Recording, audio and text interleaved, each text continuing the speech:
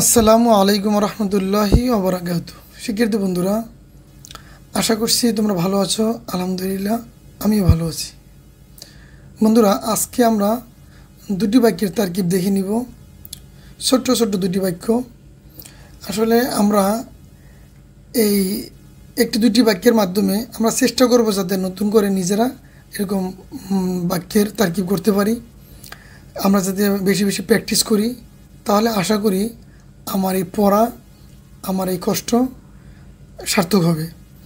তোমরা যদি আমি যেটা দিই সেটাই দিয়ে যদি মুখস্থ করো, তাহলে কিন্তু ভবিষ্যতে ভালো কিছু শিখতে পারবে না।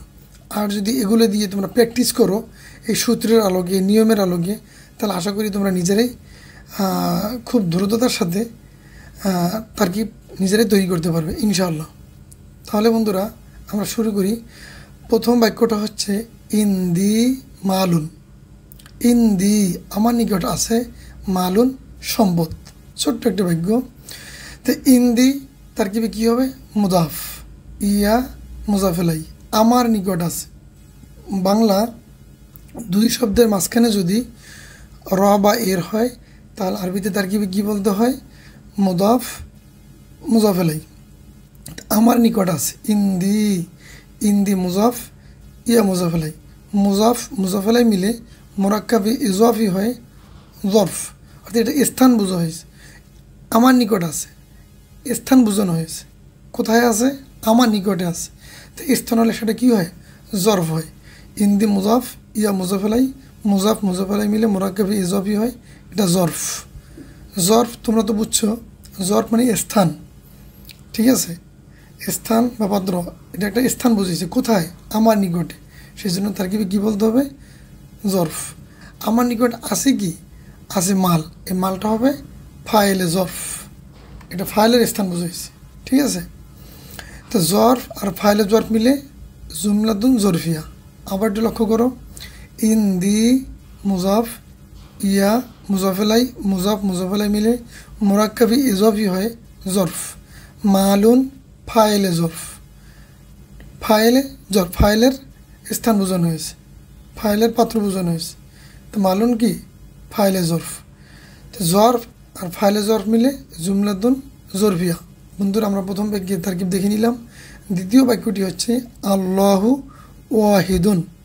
এর অর্থ হচ্ছে আল্লাহ এক, আল্লাহ অদ্বিতীয়। এখানে তারকিব কী হবে? আল্লাহু মুবতাদা, ওয়াহিদুন খবর। মুবতাদার খবর মিলে জুমলাতুন ইসমিয়াতুন খবরিয়া। এখন আল্লাহ শব্দটি মুবতাদা হবে কেন?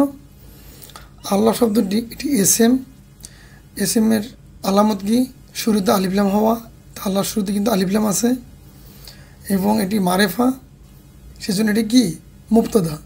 আর মুবতাদার বৈশিষ্ট্য হলো মুবতাদা বাক্যের শুরুতে হয়, সেজন্য তার কি বলবো? আল্লাহ মুবতাদা। এরপরে ওয়াহিদুন, ওয়াহিদুন হলো খবর, ওয়াহিদুন হলো খবর। এখন মুবতাদা কাকে বলে? যার সম্বন্ধে কোনো কিছু বলা হয়, যার সম্বন্ধে কোনো সংবাদ দেওয়া হয়, তাকে বলে মুবতাদা, তাকে বলে সাবজেক্ট, তাকে বলে উদ্দেশ্য। আর মুবতাদা সম্পর্কে যা বলা হয় তাকে বলা হয় খবর বা ভিডিও বা প্রেডিকেট। আমি আবার সংজ্ঞাটা বলছি, যার সম্পর্কে কোনো কিছু বলা হয় তাকে বলে মুবতাদা।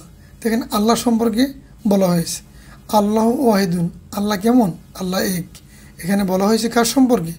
আল্লাহ সম্পর্কে। সেই জন্য আল্লাহ শব্দটি কী হয়েছে? মুবতাদা। কি বলা হয়েছে?